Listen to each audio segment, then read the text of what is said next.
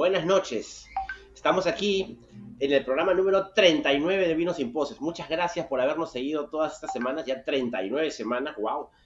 Y como para celebrar, tenemos hoy, como hemos anunciado antes, la presencia de uno de los grandes del mundo del vino.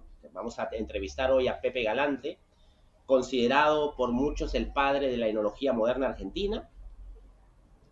Yo sé que es muy modesto para admitir eso, pero vamos a hacerle por ahí un par de preguntas. Estén atentos porque todo lo que dice Pepe suele ser oro, así que agarren una botellita de vino, sírvanse una copa, porque esto es Vino sin Poses.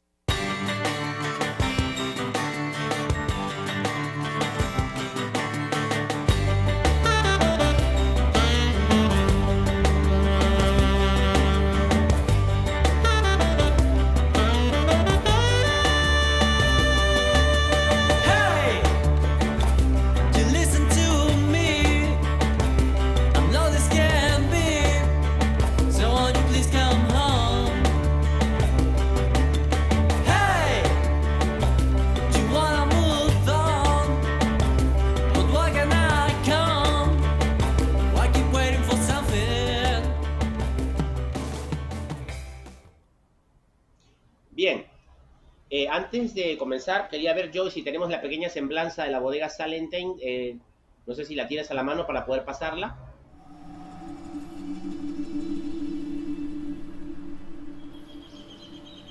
Cuando a mediados de los 90 Minder Pond pisó el Valle de Uco, algo se puso en movimiento.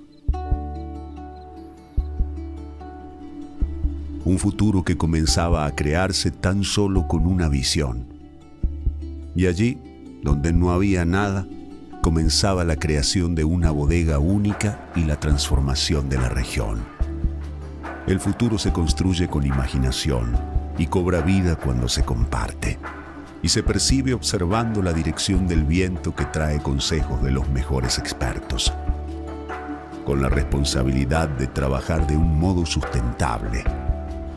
Bodega Salentine, un espacio que respeta el agua, el arte, los sabores y lo inmaculado del silencio. Nuestras manos plantaron los viñedos en Valle de Uco que el agua de deshielo encontró. Una tierra única que con diferentes alturas, microclimas y suelos demuestra en cada ciclo su mejor versión.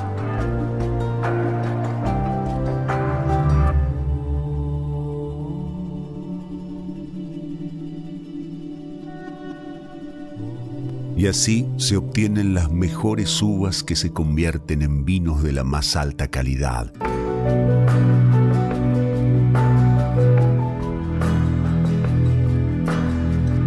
Comprometidos con la tierra en la que nacen. Viajan de sur a norte y de este a oeste de la mano de un equipo profesional apasionado. Porque las cosas buenas se comparten y llegan hasta el otro lado del mundo para seguir su destino.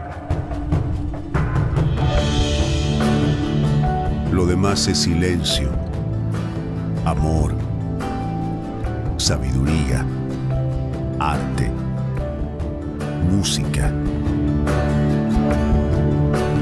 Una catedral del vino y paradigma del turismo enológico.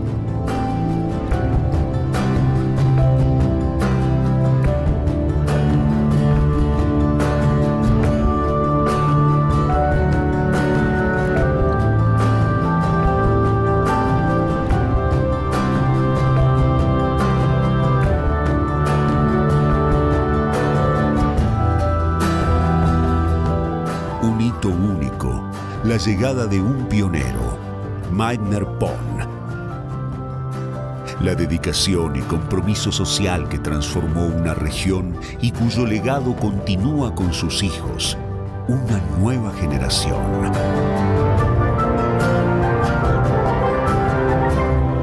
Salentine, donde late el Valle de Uco.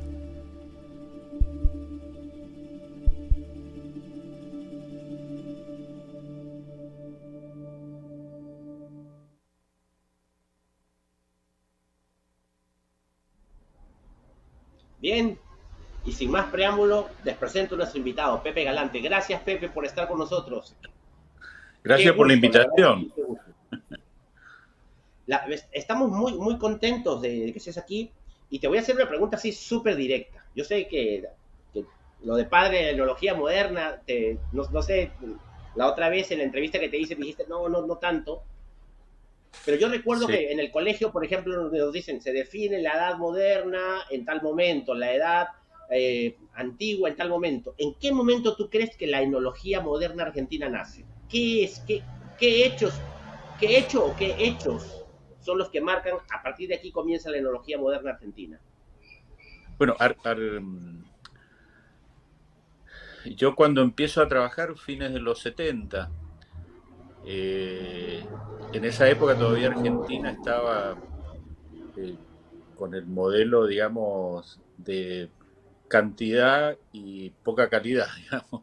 Es decir, Argentina es un país que en aquella época consumía 80, 90 litros per cápita. Hoy estamos en 24, 22 litros. Así que imagínense Permítame, la Pedro, un diferencia segundito, tremenda. que creo que tenemos un pequeño problema en el audio. Déjame corregirlo aquí un ratito en la computadora porque no te estoy escuchando bien. Solo un Bueno, segundito. Dame un segundito para ver si puedo corregir ese problema que me parece que tenemos en el audio.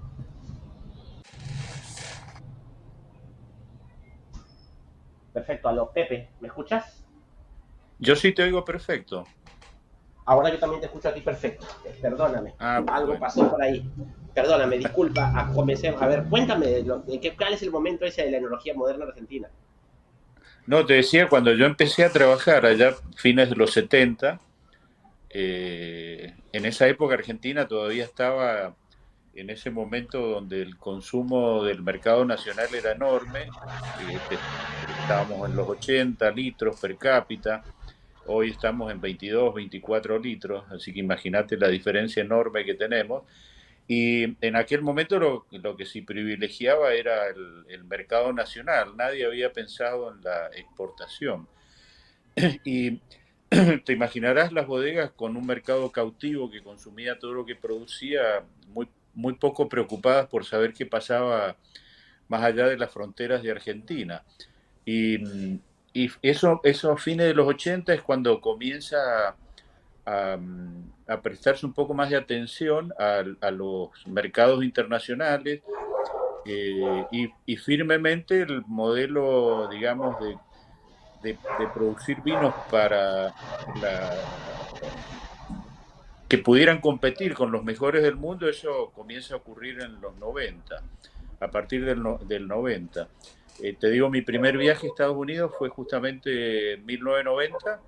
En aquella época yo estuve un mes trabajando en Simi Winery y fue choqueante para mí el ver Oh, todo lo que estaba pasando con los vinos en Estados Unidos en ese momento, en el sentido de que el equipamiento, la tecnología, yo siempre cuento de que hay algo que a mí me generó un tremendo shock en mi vida y fue un pequeño aparatito que lo que mide es el oxígeno disuelto en el vino. Y cuando yo llegué a Mendoza de vuelta de Estados Unidos y empezamos a controlar el oxígeno disuelto en los vinos nuestros, con la tecnología que disponíamos en aquel momento era terrible. Y con el oxígeno es un tremendo enemigo del vino. Y con digamos, una mala máquina llenadora de botella, lo podés destruir. Una bomba cuando movés el vino de un lugar a otro también. Así que a partir de ese momento fue cuando empezamos a incorporar tecnología, a prestarle atención al manejo de los viñedos, etcétera, etcétera. Y bueno, eso fue el despegue de lo que hoy es, digamos, Argentina como país productor de vinos de calidad internacional. Yo me acuerdo cuando iniciamos ese viaje en el año 90 con un gran amigo mío, Pedro Marcheschi, que era el agrónomo que tenía Catena en aquella época, yo era la parte enológica, y salimos con dos preguntas en nuestra cabeza. La primera era si Argentina podía producir vinos de calidad internacional y la segunda, si esos vinos podían competir con los mejores del mundo. Así que ese fue, digamos, nuestro punto de partida. Hoy sabemos que podemos y estamos trabajando para consolidar todo ese trabajo y seguir avanzando. No es fácil, viste, la enología argentina es una enología, la vitivinicultura, perdón, argentina es una enología atípica para el resto del mundo, porque nosotros en la mayor parte de las regiones vitivinícolas de Argentina estamos produciendo vides en el desierto. El régimen de lluvia que nosotros tenemos en toda la zona, digamos, desde el extremo norte en Jujuy hasta la Patagonia, es recostada sobre la cordillera de los Andes, clima desértico continental, 200, 300 milímetros de lluvia, así que para nosotros ha sido todo un proceso de aprendizaje el que hemos ido desarrollando durante estos años para llegar al punto en que nos encontramos hoy. Déjame preguntar, ya tengo mi segunda pregunta en base a lo que has dicho, pero solo para aclarar un punto. 200, 300 milímetros de lluvia es bien poco para la uva, ¿es correcto? Sí, no, insignificante. La uva calcula que se necesitan 700, 900 milímetros por año. Entonces, esa diferencia es el agua que nosotros le aportamos al viñedo a través del riego, y el agua que usamos es el agua de deshielo que baja de la cordillera de los Andes. Fíjate, si vos prestás atención a las distintas zonas vitivinícolas argentinas, las que me refiero recostadas sobre la cordillera de los Andes, son pequeños oasis próximos a los ríos que bajan de la montaña. Y digo, los viñedos que están recostados sobre la cordillera, porque hoy también ya se están desarrollando zonas vitivinícolas, por ejemplo en la provincia de Buenos Aires, donde tenés un clima marítimo, donde ya cambian las condiciones ambientales de ese lugar, ¿no?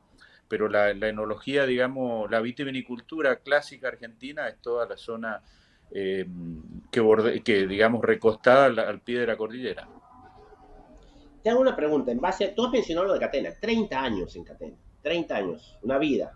¿Cómo así decides ir? O sea, ¿qué fue el motivo por el cual pasas a Salenten después de 30 años?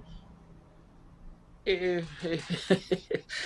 O es una Viste pregunta que sin comprometerte en no, nada. no, no, no, porque esa fue una decisión que la fui madurando durante bastante tiempo, te diría años.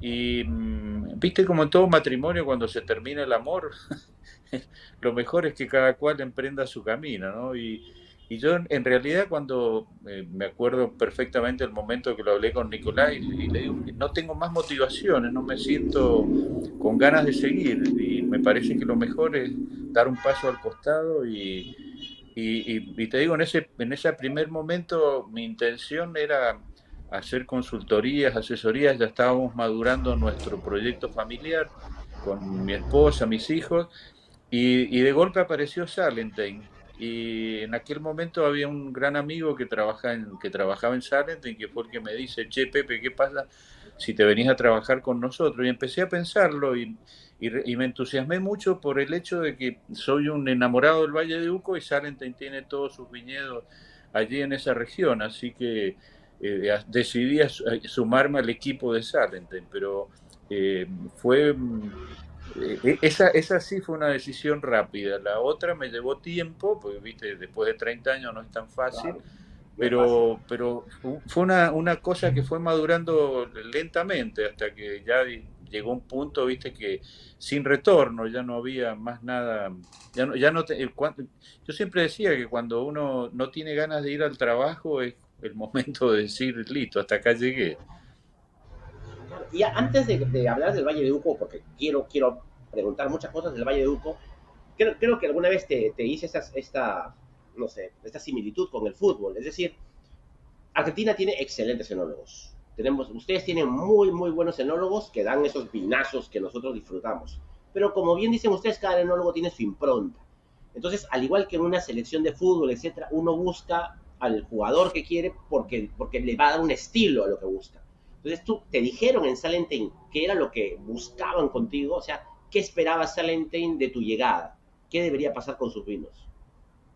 No, no, fíjate, en Salentine tuve, digamos, libertad absoluta y la sigo teniendo hoy en día también, en el sentido, viste, de la calidad por sobre todas las cosas, eso sí, fue muy claro desde el primer día. Y me permitieron trabajar con absoluta y total libertad y introducir todos los cambios, las modificaciones que yo consideré necesarias y bueno, hoy creo que Salentine es reconocido porque ya tiene después de estos, ya voy a cumplir 13 años ahora en febrero, ya un poco que está modelado el estilo Salentine, ¿no es cierto? Eh, y lo que vos decías recién, a dos enólogos le das la misma uva y los vinos van a tener los matices que cada uno de ellos le va a aportar al vino, ¿no? Y hay otro elemento que siempre me gusta destacar, la formación que nosotros tuvimos. Fíjate que cuando yo estudié enología, esta carrera no tenía, digamos, por calificarla de alguna manera, el glamour que tiene ahora, ¿viste? Pero en aquella época era justamente la época en que en Argentina el consumo per cápita era enorme. Argentina era un país que producía vinos para consumo corriente, masivos, y, pero yo decidí estudiar esta carrera en ese momento y me acuerdo, yo en la Facultad de Enología siempre destaco al padre Francisco Oreille, que fue el fundador de la facultad, y él nos dio las herramientas como para que nosotros pudiéramos enfrentar el desafío que no sabíamos que venía después, ¿viste? Cuando empezamos ya a trabajar en función de la calidad. Y como te decía, yo me acuerdo en aquella época hablábamos de terroir, viste que en Argentina nadie se preocupaba por ese concepto, pero nosotros lo estudiamos en teoría, esa resultado de la interacción entre el suelo, el clima y el hombre, era un poco una utopía, una cosa que... Y hoy es una realidad, ¿viste? El terroir argentino está presente y si vas al Valle de Uco con las distintas IGs que han aparecido, lo podés apreciar y percibir claramente cómo el terroir impacta en los vinos. Así que en ese sentido, ¿viste? Me gusta destacar siempre la figura del padre Oreglia, que fue quien nos dio las herramientas para poder defendernos y saber cómo enfrentar todo esto que venía. Justamente en base a lo que has dicho de calidad, hay una cosa, me gusta, entonces que nosotros estamos dedicados a la gente, al disfrute del vino en su casa, y muchas veces la información, más que poca información en el mundo del vino, hay mucha desinformación. Entonces, yo tengo obviamente un vino de un nivel uno que cuesta, vamos a decir, en plata peruana 50, 60 soles, y un vino de otro nivel que cuesta 400, 500 soles. Estamos hablando de más de 10, 15 veces el precio. Y la gente piensa que este vino no es de buena calidad y este es de mucha calidad. Y en el vino no funciona así, ¿no? O sea, la calidad, o sea, muy al margen del precio, del nivel del vino, la calidad está al margen de eso. Podrías, no sé si me expresé bien para que pudieras explayarte un poquito sobre el tema. O sea, así sea un vino de entrada, es de alta calidad. Mira, en Salentine una de nuestras preocupaciones constantes es tener una muy buena relación precio-calidad en cada producto. De manera, de manera tal que el consumidor que paga 50 soles, como decías, por una botella de vino, queda totalmente satisfecho con con la compra que hizo, y el que compró una botella de 400, 500 soles también quede muy satisfecho. Eh, Esa yo creo que es lo más importante e insertar cada vino en el segmento que le corresponde, que no es tarea fácil, digamos, eso es una tarea que nosotros hacer los benchmarks con la competencia para saber dónde estás ubicado, no solo vinos de Argentina, sino de distintos lugares del mundo para entender dónde estamos posicionados y si ese vino es competitivo. Yo te decía, cuando arrancamos esta aventura, era saber si Argentina podía producir un vino de calidad internacional y si ese vino podía competir con los mejores del mundo. Y bueno, en ese trabajo de relación precio-calidad está enfocado justamente en eso. En la medida que vos vas avanzando en la pirámide, ¿no es cierto? Eh, eh, eh, el nivel de, digamos, de sumatoria de detalles es lo que termina definiendo la calidad. Cuando vos estás hablando de un vino de un precio importante, eh, empezás, ¿no es cierto? Primero con la selección del lugar, con la selección de la planta, el clon que mejor se adapta para lo que uno está buscando, la poda, la canopia, es decir, la distribución de la fruta dentro de la planta, la distribución espacial de la fruta en la planta, ¿no es cierto? Haces todo un trabajo de... Yo, por ejemplo, te cuento en un varietal que para nosotros es altamente desafiante como es el Cabernet Sauvignon. En Cabernet Sauvignon nosotros hacemos, suponete, un brote que tiene 2 racimos, dejamos uno solo. Y el brote tiene que estar perfectamente horizontal, perdón, vertical. En algunos años, el Cabernet Sauvignon, a veces el racimo es grande. Le cortamos la punta del racimo para que quede más compacto. Y normalmente el racimo del Cabernet Sauvignon tiene una alita, que es, si vos probás el grano ese de la alita y probás el grano del racimo propiamente dicho, son diferentes.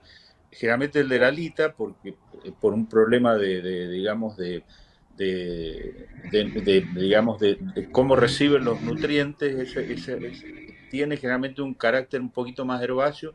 Este otro es la expresión neta del sabor del Cabernet Sauvignon. Entonces cortamos esa alita y sacamos las hojas que miran al este. Hay un trabajo manual en la preparación de la uva que no te imaginas, no es planta por planta como en alguna ocasión se dijo, sino que en este caso ya casi que estamos racimo por racimo.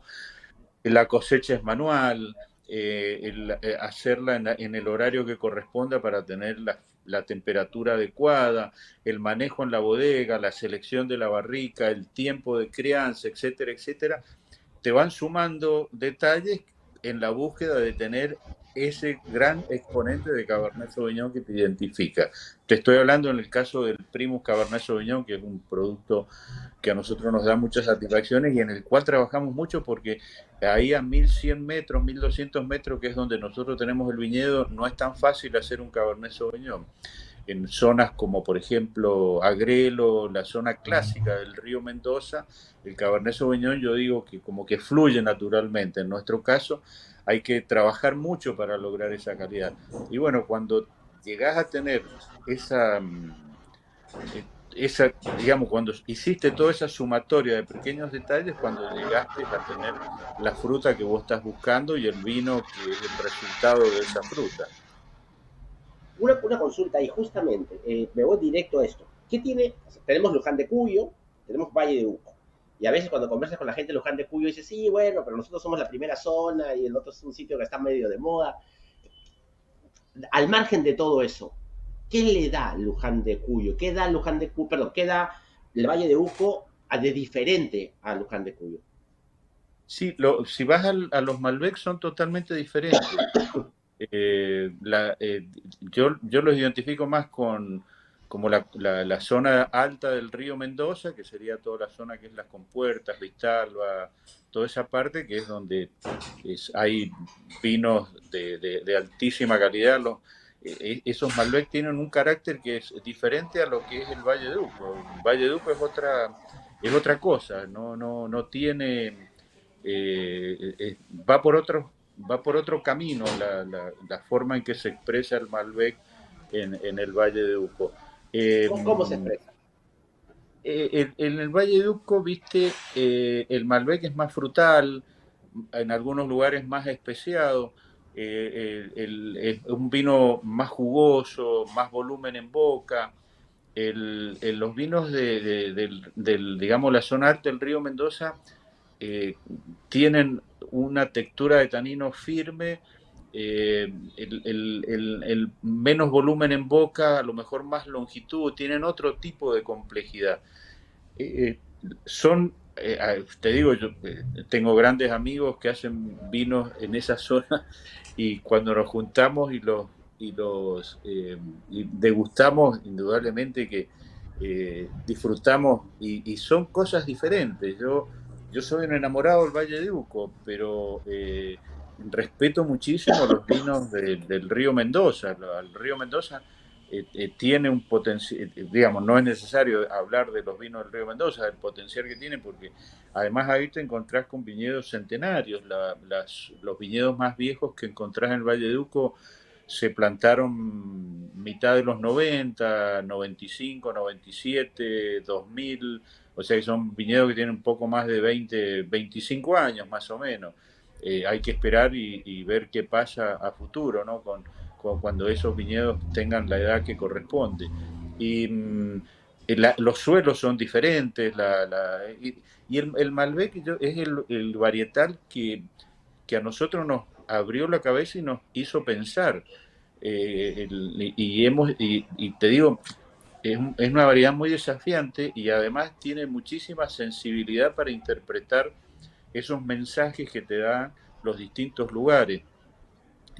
Tanto si haces el análisis Valle de Uco versus río, digamos la zona del río Mendoza, son dos individuos diferentes, y dentro del Valle de Uco vos viste todas estas IG que han aparecido, donde tenés Pampa el Cepillo, tenés Altamira, tenés Chacalle, tenés San Pablo, los vinos de Gualtallarí, y son Malbec diferentes y están marcados justamente por el lugar de donde provienen las uvas, es donde se percibe, digamos, el carácter y esa sensibilidad que tiene el Malbec para interpretar esos mensajes.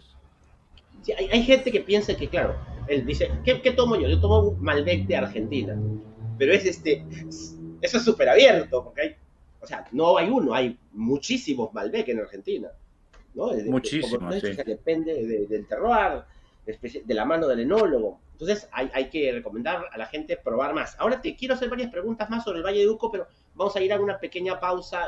Vamos a una pequeña pausa, por favor, por un par de comerciales de nuestros auspiciadores. Bueno, ahorita parece que no me escucha. Y bueno, en todo caso, hasta que yo nos avise, te quería preguntar. Vamos a la pausa. Vamos a la pausa, perfecto, vamos a la pausa. I see the light in your eyes like the stars. Oh, I don't have a choice. And love's gonna be fine one day. And love's gonna be fine one day. I see the light in your eyes like the stars.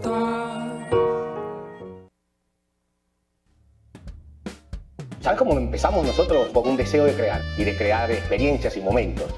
Hicimos este blend, el blend de Malbec, y la gente empezó a preguntar, ¿son un blend de muchos Malbec? Sí, ahí empezó Coloso, el Indomable, la bodega Coloso Wines, de la mano de la experiencia de Malbec. Pero si iba a hacer una experiencia, tenemos que hacer un blanco. Y así surgió la idea de hacer un blanco de Malbec, el Indomable Blanc de Malbec. Ese fue el primer blanco de la industria de la Argentina, la experiencia de Malbec. Eso es Coloso, el deseo de crear una experiencia. Es que no es un blanco, es un blend de Malbec.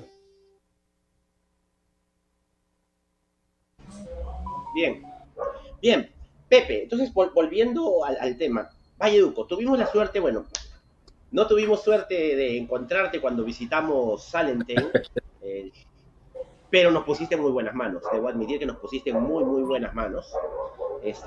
Llegando a Salentein, ya habíamos ido a varias bodegas. Yo creo que vamos a regresar en marzo a Mendoza y vamos a ir al Valle de Uco primero. Ya está visto que el Valle de Uco no puede ser al final. Entonces habíamos ido a muchas bodegas, y llega uno a Salentein y sentí que estaba llegando a Disneylandia.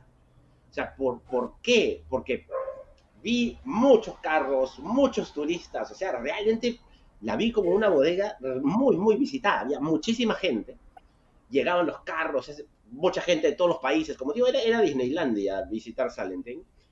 Y bueno, y tuvimos la suerte de que Mauricio y Gabriel, y la persona de Hospitality, nos llevaron a San Pablo. Quedamos impresionadísimos de San Pablo. ¿Qué nos puedes contar de San Pablo? Porque acá hay algunos vinos de San Pablo, acá tenemos los jabalíes, por ejemplo. Mira, a vos te generó una gran impresión cuando lo visitaste y yo viví, perdón, esa misma sensación cuando lo visité la primera vez allá por febrero del 2010. Y yo no podía creer que existiera ese lugar en Mendoza, porque vos has visto los otros lugares, qué sé yo, ahí al lado nomás, que es Gualtallarí, que es una zona muy reconocida, no tiene la naturaleza que encontrás ahí en San ¿no? Pablo. Eh, Fíjate vos que la IG San Pablo es la que tiene mayor proximidad a la montaña, es la que está, vos viste, estás pegado a la montaña. Caminás y ya te encontrás con los primeros ¿No? cerros. Si el carro Y subía y pregunta, así ahí como tenés más chiquitos, lluvia, pregunta, ahí tenés 500 milímetros de lluvia, en el resto de Mendoza tenés 200, 300 milímetros, y eso, y más humedad relativa, entonces las variedades que nosotros plantamos allá arriba, eh, eh, digamos que están en un ambiente muy favorable para sobre todo Chardonnay, Pinot Noir, las variedades que cultivamos en la parte más alta. Ahora estamos plantando Riesling, vamos a ver qué pasa. Y te digo, a mí me generó un impacto cuando vi eso, las secuoyas esas que dominan el sí, paisaje, vos viste la vegetación que encontrás ahí. A mí me remonta más en mi mente a un paisaje de la Patagonia que de la zona de Mendoza. Así que a mí me generó un tremendo shock. Y no te imaginas cuando empezamos analizando el chardonnay de allá arriba y me encontraba con unos niveles de acidez total eh, que yo no los había visto en mi vida en Mendoza. Lo máximo que yo había visto acá en Mendoza eran 7, 8, 9 gramos y allá arriba nos encontrábamos con 12, 14 gramos de acidez.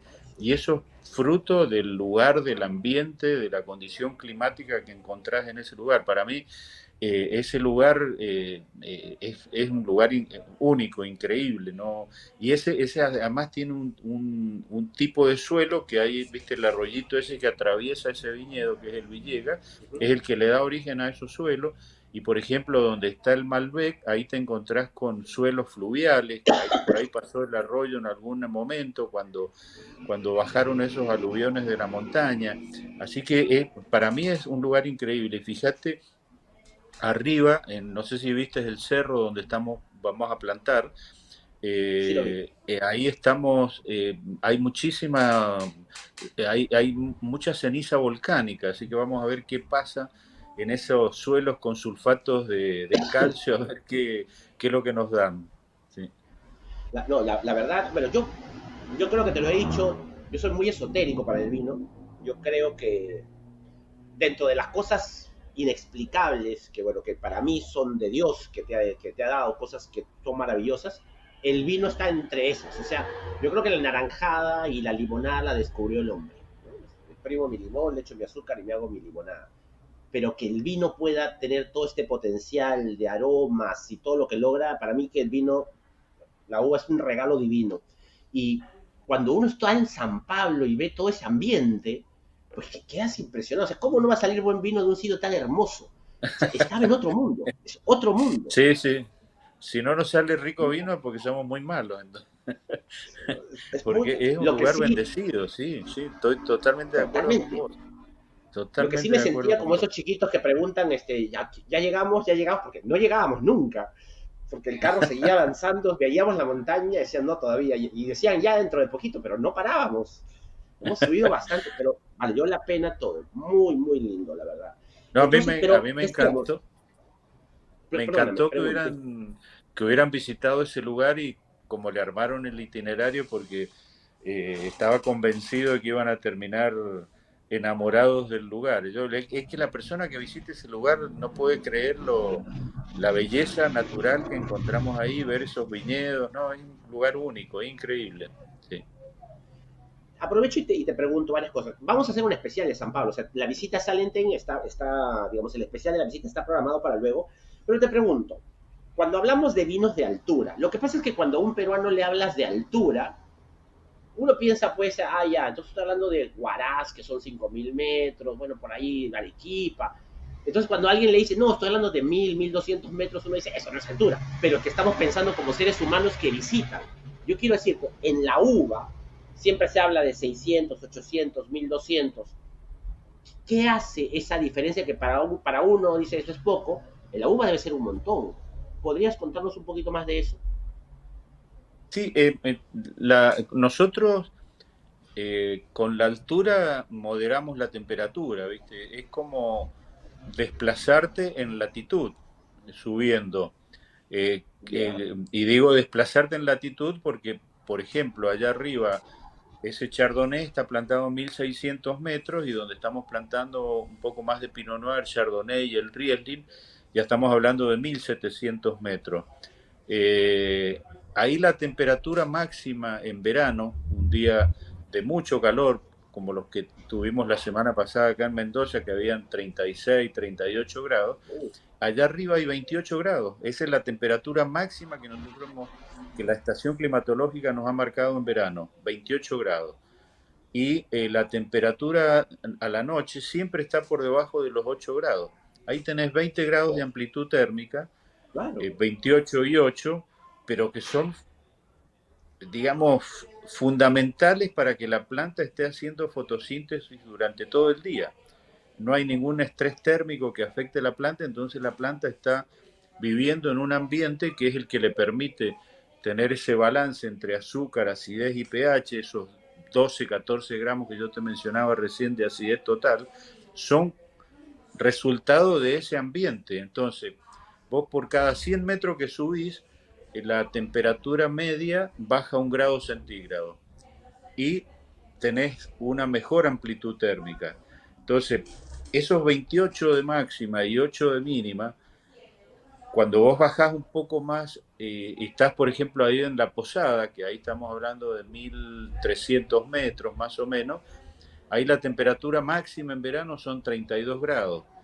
eh, y la temperatura nocturna ya está en 10, 12 grados, es decir, esos 200, 300 metros de diferencia que tenés de altura te impactan de esa manera en la temperatura. Entonces, allá arriba nosotros producimos Chardonnay, Pinot Noir, Sauvignon Blanc, Gewürztraminer.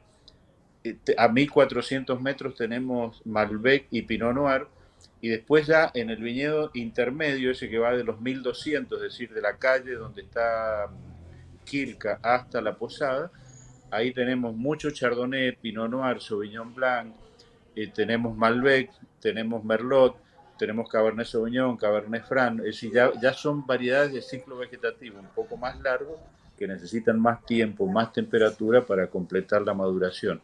Entonces, de esa forma, como te decía, en la medida que nosotros subimos, podemos desplazarnos en latitud más hacia el norte, simplemente trasladándonos en altura. El gran problema que nosotros tenemos, que eso es lo que a nosotros nos ha llevado a tener que desarrollar nuestro propio sistema de viticultura, es el sol, ¿no es cierto? Porque un Pinot Noir, por ejemplo, es una planta que sufre mucho con el sol. Entonces los ingenieros agrónomos nuestros tienen que desarrollar un adecuado manejo de la canopia para que la fruta quede escondida, las hojas la protejan del sol. Entonces, ¿por qué el Malbec es la variedad que mejor, que digamos, digamos la bandera que nos identifica? Es porque el Malbec acá en Argentina encontró su hábitat más propicio. El Malbec es una variedad cuya paleta aromática se ve muy estimulada por el sol. Contrariamente, por ejemplo, a lo que yo te decía, estas otras variedades que son muy sensibles al sol. El Malbec ama al sol. Entonces, en los viñedos, en los Malbec muy altos, donde aparecen las notas más exóticas, esos aromas especiados, los aromas frutales, los aromas florales, la textura de taninos, la frescura, la acidez, se ven muy estimuladas por la altura. Y te decía, la paleta aromática de los Malbec está dominada por los carotenoides, los norisoprenoides. Y esos compuestos aromáticos, como te decía, se ven muy estimulados por el sol. Así que esa es la razón por la cual el Malbec se expresa también, una de las razones por las cuales el Malbec se expresa también en Argentina. Y bueno, la altura funciona de esa manera, para redondearte el concepto. Nos permite a nosotros cultivar en las zonas altas variedades de clima más frío del norte de Europa. El Pinot Noir, que bueno, parte de lo que mencionas de Pinot Noir lo pudimos ver porque Gabriel, el agrónomo, nos mostró, estuvimos en los jabalíes e incluso nos metimos a la, espero que no haya sido malo, nos metimos a la, ay, se me fue el nombre, a la Calicata. Calicata. A la Calicata. Sí. Sí, nos metimos un rato a la Calicata, que estuvo muy, muy simpático, pero entonces, ustedes, cuando uno visita ya, volviendo a Salentine, sale Pioneros en el Valle de Uco. O sea, realmente son los pioneros, o sea, la primera bodega del Valle de Uco es Salentine. ¿O a qué se refieren? La primera bodega que se inauguró en la zona alta del Valle de Uco fue Salentine. El cultivo de la vid en el Valle de Uco es centenaria. Ahí te vas a encontrar en la parte baja del Valle de Uco, digamos que es la zona por donde corre la Ruta 40, por donde corrían las vías del ferrocarril, donde se fueron desarrollando los cultivos, y ahí los viñedos se regaban por el sistema clásico tradicional de riego por surco. Y la zona alta del Valle de Uco comienza a desarrollarse a mitad de los 90, que es cuando llega el riego por goteo a la Argentina. Y eso fue lo que nos permitió a nosotros cultivar al pie de la cordillera de los Andes. Y por eso todo es muy reciente en la parte alta. Y la Salentine se inauguró en el 2000. En el mismo año se inaugura la bodega de Lurton. Hay meses de diferencia y Salentine fue anterior a Lurton. Así que ese fue la primera bodega del Valle de Uco. En ese sentido, digamos, la figura de Minder Pont adquiere para nosotros muchísima relevancia porque imagínate, en aquella época toda esa zona era un desierto y él se imaginó y trabajó para dejar el lugar que ha dejado, ¿no? La galería de arte, el restaurante. Imagínate pensar en decir, voy a construir una galería de arte en este lugar, ¿quién va a venir? Y hoy fíjate la cantidad de gente, lo que vos decías, que nos visita.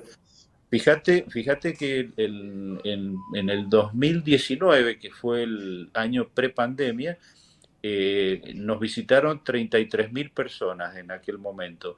Y este año estamos cerrando ya con 36.000 visitas a Salentine.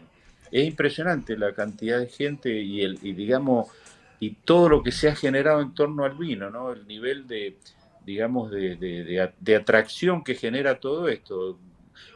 Hay días que vas al restaurante y escuchás hablar en portugués nada más, porque son todos brasileros, viste, que te das cuenta que son ellos, porque viste, hablan fuerte, se ríen, disfrutan, la pasan bien los brasileros. Y hay días que está lleno de brasileros.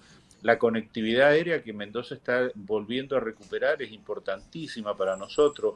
Ahora creo que ya está funcionando desde noviembre. Lima, Mendoza, Panamá, Mendoza, San Pablo y Río también, así que eso es fundamental para que nos visiten y puedan comer y beber y disfrutar del vino. Pero Salentine, además, o sea, bueno, yo me imagino que es esto, pero igual te voy a preguntar, está hecha para eso, o sea, más allá de que de por sí, desde la parte de afuera te impresiona lo bonito que es. Incluso llegamos a visitar una cosa que parece una pila bautismal que le dijimos ahí a Mauricio, que seguramente ahí a los nuevos los tiraban a bautizarlos ahí, no sé, visto una sala grandaza después de los toneles. Y ahí deben bautizar a los nuevos. Todos estamos de acuerdo con eso. Pero la famosa sala de todas las fotos donde está el piano, esa sala de barrica circular, que le llaman la catedral, ¿no? Por algo es la catedral del vino. Es una cosa sublime, diría yo que es la palabra. Es una cosa sublime. O sea, estar ahí debe ser espectacular. En un concierto, me refiero, he estado ahí, pero en un concierto sería más loco. Sí, pues sabes que hace poco fue, porque nosotros tenemos 3 eventos así fijos que los organizan las instituciones estas del vino. Una es música clásica por los caminos del vino, que eso es más o menos en época de vendimia, digamos al finalizar, no, perdón, música clásica es en Semana Santa, bueno, en mes de abril más o menos. Después tenemos tango por los caminos del vino, que es ahora en septiembre, octubre, en primavera. Y después en la época de vendimia, que es folclore, la música tradicional nuestra. Así que esos tres eventos son, digamos, tres momentos diferentes en el año. Y este año estuve en el de tango y tuvimos la suerte de que nos tocó un grupo donde un bandoneón, el piano, el contrabajo y el violín. No te imaginas cómo suena allá adentro, es increíble. Debe ser alucinante. La acústica que tiene ese lugar con todas las barricas, no hay eco, ¿no es cierto? Entonces, un sonido perfecto. Así que fíjate que ese piano al principio se bajaba cuando había alguno de esos eventos y después se lo subía y se lo guardaba. Hasta que alguien en algún momento dijo, che, no tiene sentido, se luce perfecto, dejémoslo allá abajo, y ahí quedó el piano. Y hoy Yo fíjate tengo mi foto ahí en el piano. las fotos, y fíjate, hay muchos turistas que por ahí nos visitan y que tocan el piano y se prenden y se arman unas fiestas abajo porque alguien que empieza a tocar alguna música ya se prenden a cantar, y te digo, increíble No, es hermoso. lo que se genera en ese ambiente. Pero te pregunto, o sea, parece que todo fue concebido así, o sea, fue concebido así, o sea, la bodega con todo esto, fue concebida así desde el principio. Sí, fíjate, Minder Pon, el fundador de la compañía, es un gran admirador del arte. Vos viste en el museo, tenés esa colección de pintores clásicos holandeses, y después tenés muchos contemporáneos argentinos que son, hay ese cuadro de la silla de Alonso. Alonso es un tremendo pintor, Alonso es un tremendo pintor contemporáneo argentino, muy reconocido, un anciano, y hace poquito le hicieron una nota que salió publicada en el diario local, y hay un libro que se ha editado ahora, y es uno de los pintores más reconocidos, y un señor que cotiza su obra a muy buen precio. Nosotros tenemos esa silla que es el cuadro que está apenas entras a la galería, y después ahí tenés otros, hay varias esculturas afuera, y él es un gran admirador y un tremendo detallista de todo ese tipo de cosas. Los hijos que son los que están ahora a cargo de la compañía, si vos tenés la oportunidad de conocerlos, y el nivel de detalle en cuanto a la limpieza, a que las cosas estén perfectamente ordenadas, que digamos que quien nos visita se lleve la mejor impresión. Eso para ellos es fundamental, y se trabaja día a día para lograr que se lleven esa impresión la gente que está visitando la bodega. Sí. Y es lo que vimos, efectivamente, muy efectivos, muy respetuosos de los tiempos, una cosa súper maravillosa. Pero yo no me puedo ir, no podemos terminar sin hablar de un par de vinos. Es más, estaba hablando con la gente con el importador de Salentine, Best Brands, y me dicen, bueno, particularmente, como verás, yo compro Primus, yo soy súper hincha, no había probado el Chardonnay, y después del Númina yo no lo había probado, lo probé, tuve la oportunidad de probarlo allá, me quedé enamoradísimo, pero conversando con el equipo aquí de Best Brands me decían, Jorge, no olvides mencionar los Númina porque son nuestros vinos más vendidos. Númina Gran Corte es el vino más vendido. Quiero hacer una semblanza con los Sí. soberanos. Tú has venido muchas veces, tú conoces más o menos cómo somos, cómo es nuestra comida. ¿Por qué crees que el Númina Gran Corte funciona tan bien en el Perú? Mira, el Nómina Gran Corte, te digo, es uno de los vinos que yo más quiero dentro de todo el portafolio, ¿viste? Porque fue el primer vino en el cual me tocó trabajar. Cuando yo llegué ahí en febrero del 2010, estaban los vinos del 2009, y el corte no estaba hecho, así que fue el primer corte que me tocó hacer en Salentine. Y hasta la cosecha 2009, las anteriores, en Númina era un corte de Malbec y Merlot. Y y te digo, yo cuando los probaba los vinos, digo, pucha, pero el Cabernet Sauvignon, el Cabernet Franc, el Petit Verdot son riquísimos. ¿Por qué no incorporar estos componentes en el corte, viste? Y a partir de la cosecha 2009, que te decía, los vinos ya estaban en la bodega, a mí me tocó armar el corte, dejó de ser un bivarietal para transformarse en un pentavarietal. Ahí el varietal que, digamos, sobresale, digamos, es decir, un Bordeaux Blend, pero con un toque argentino, porque el variedad que predomina es el Malbec. Ahí más o menos nosotros, depende del año, ¿viste? De cómo se presentan los distintos varietales, pero calculá, ahí estamos hablando de un 50-60% de Malbec, y entre Cabernet Sauvignon y Cabernet Franc un 25-30%, y después el Petit Verdot y el, y el, y el Merlot. Eh, yo te digo, yo siempre cuando me llevo a la nariz la copa del Gran Corte, la primera sensación que tengo es el Cabernet Franc, que es muy aromático. Y es ese Claro. primer impacto es el Cabernet Franc y después empiezan a aparecer el resto de los varietales. Y te digo, a nosotros un vino eh, que en ese momento era solamente el blend, y después se fueron incorporando los varietales. Empieza a aparecer el Cabernet Franc, que fue consecuencia justamente de la calidad y la expresión que lográbamos en ese lugar con el Cabernet Franc y el Petit Verdot. Y ahora va a aparecer también el Cabernet Sauvignon, que lo tenemos ahí próximo al lanzamiento. Después está el Chardonnay y el Pinot Noir. Y ahí lo que nosotros trabajamos mucho en la selección de las parcelas, ¿viste? En el caso, por ejemplo, del Pinot Noir, ahí tenemos una parcela que tiene una expresión así muy, muy calcárea, así que de ahí sale ese Chardonnay. Y con la misma rigurosidad trabajamos en la selección de todos estos varietales. Así que el Gran Corte, como te decía, para mí es un vino que yo amo porque justamente me remonta a mi primer trabajo cuando empecé a armar ese corte. Y nos trabajamos mucho para lograr tener esa complejidad, esa armonía, ese equilibrio entre los distintos varietales. ¿Sí? Y bueno, y los peruanos, o sea, muy al margen de la parte aromática y de la parte que sabemos que es un buen vino, de la parte del cuerpo, etcétera, creo que estamos bien acostumbrados por nuestra comida, ¿no? A esa mezcla, por eso nos gusta tanto nuestra comida china, ¿no? Esa mezcla de fruta con especias, que, que de hecho esta combinación la tiene, ¿no? Sí, sí, Tal vez sí, por ahí sea. Pero antes de sí. terminar, ya estamos terminando, tengo una pregunta. Yo sé que tú eres súper fan, o sea, es más, en tu vino propio, en el Puramú, usas Petit Verdot. Tú sé que tú eres súper fan de la Petit Verdot. Dos preguntas ¿Perdón? rápidas.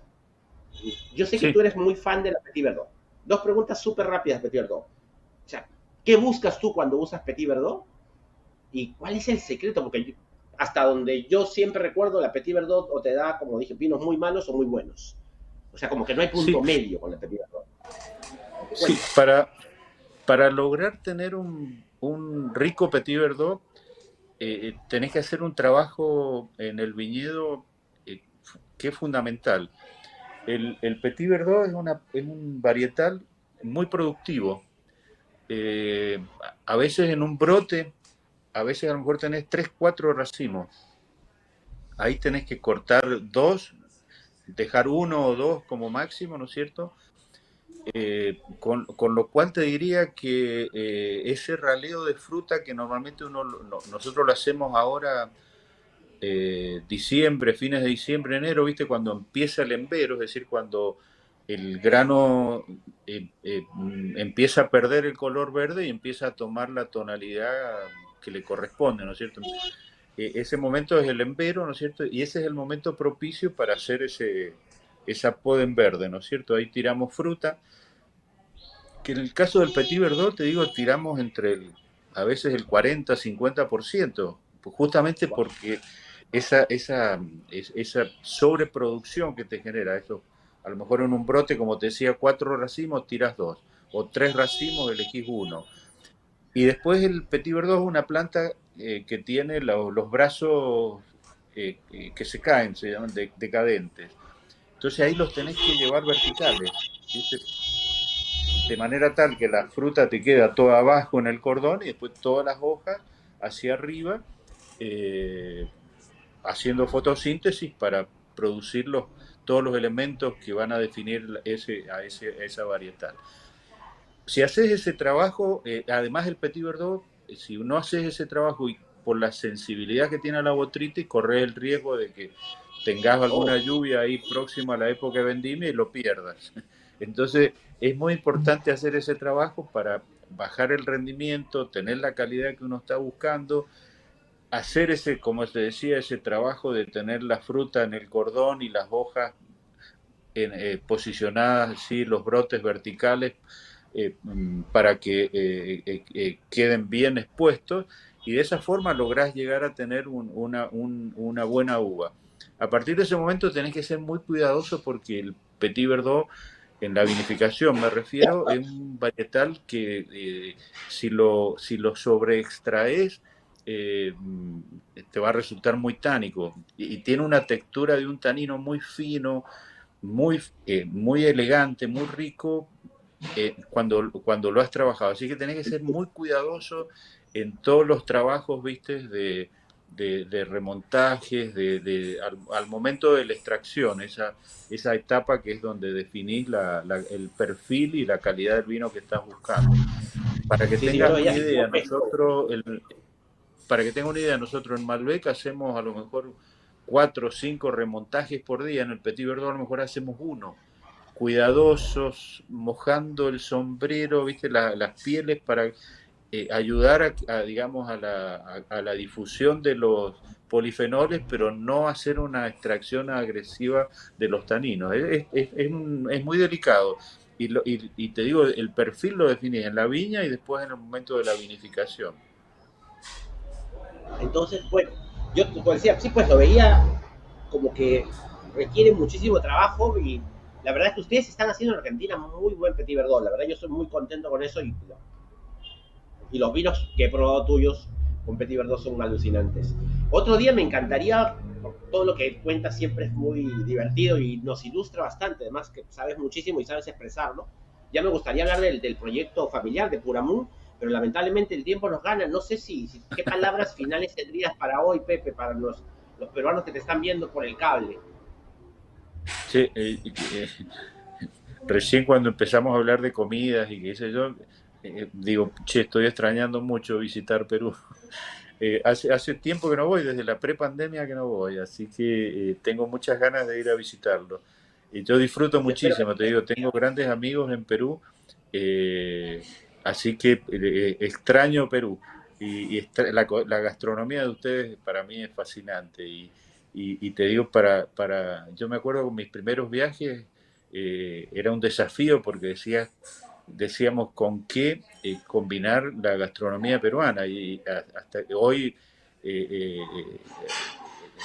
no hay dudas de que se puede en el caso, yo me siento como en mi casa en Perú, así que lo disfruto muchísimo. Tengo grandes anécdotas, he pasado muy lindos momentos en Perú. Pues yo espero que vengas pronto. Te cuento, en abril estamos nosotros con un grupo de cocineros muy conocidos, estamos lanzando el premio Vinos Gastronómicos. Pues, tenemos un comité que está compuesto sobre todo por cocineros más que por sommeliers para elegir cuáles son los vinos gastronómicos del año. Ajá, qué Seguramente lindo. varios de tus vinos van a estar ahí entre los ganadores. Espero que Sí, es sí. seguro. Yo creo que sí. Acá nosotros hacemos ese tipo de maridajes y con varios de tus vinos hemos maridado muy bien. Pepe, un gusto enorme. Espero poder verte pronto en otra entrevista. Espero poder verte pronto en marzo si te los visito. Y muchas gracias por tu tiempo. Sé que es tarde por allá y perdona tal vez si te hemos quitado un poco del tiempo, pero estamos muy contentos nosotros. Créeme que para nosotros ha significado mucho. Yo te agradezco muchísimo la invitación y la oportunidad esta para contarles lo que pensamos, la filosofía, el estilo, lo que buscamos con nuestros vinos. A nosotros nos ayuda muchísimo, sos digamos, eslabón importante en la cadena para llegar a la gente al que consume nuestros vinos. Así que Te agradezco mucho la invitación, estoy a disposición de ustedes y bueno, espero verte pronto en marzo cuando nos visites. Ahí estaremos. Muchas gracias entonces, muchas gracias a todos los que se han conectado. Esto fue nuestra conversación, una de varias a futuro, con el gran Pepe Galante. Nos vemos.